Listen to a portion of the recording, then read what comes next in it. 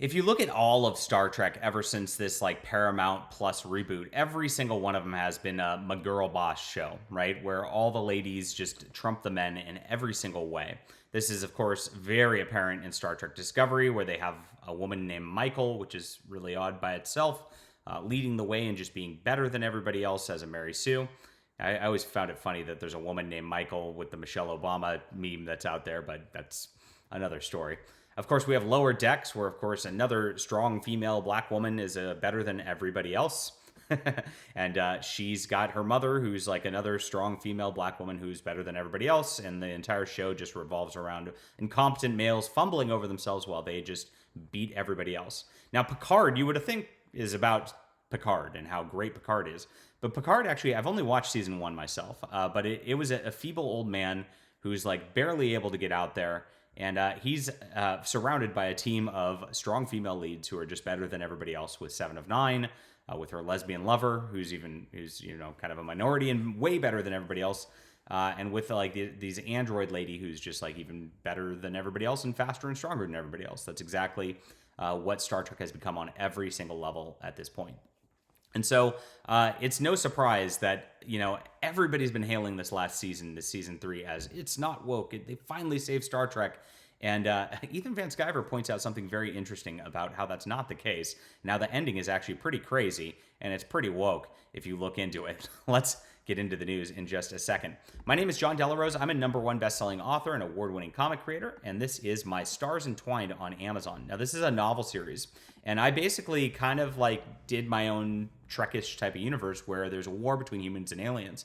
And so we are taking this here. I'm going to be expanding upon this universe later this year and actually making a space adventure exploration series out of this. But you want to start here and get the backdrop of the war that went on between humans and aliens and all that before you get into that. So this is on Amazon. It's really actually inexpensive to get. You can get it for $4.99 on Kindle, or free if you're on Kindle Unlimited. It's a trilogy, so you can read through this awesome series and get ready for what I'm going to do to save Star Trek. At least save you from Star Trek.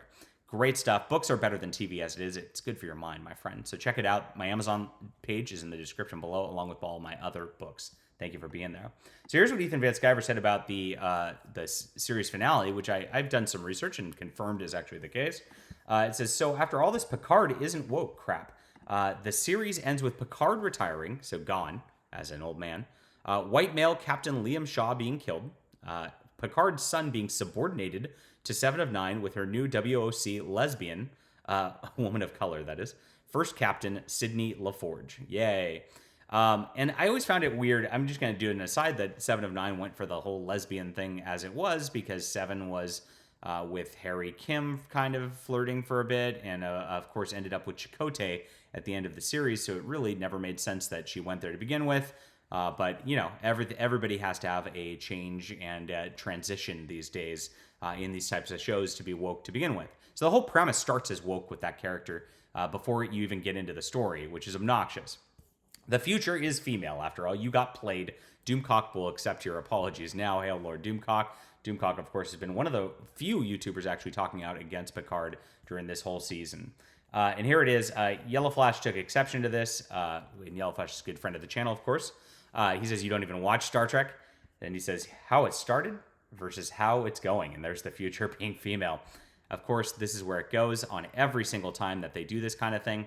Very sad to watch Star Trek go this direction, but it's been going this way for a long time. To me, it just went as expected. Nothing's changing. And so if you expected different, you're not going to get different. You're going to get less woke than last season, but it's still woke. Let's not pretend that they're moving the needle equals them pushing back. It's not. The needle's just moved so far now that you're accepting kind of woke as not woke. It's very sad state of affairs. So not going to watch the rest of this series myself.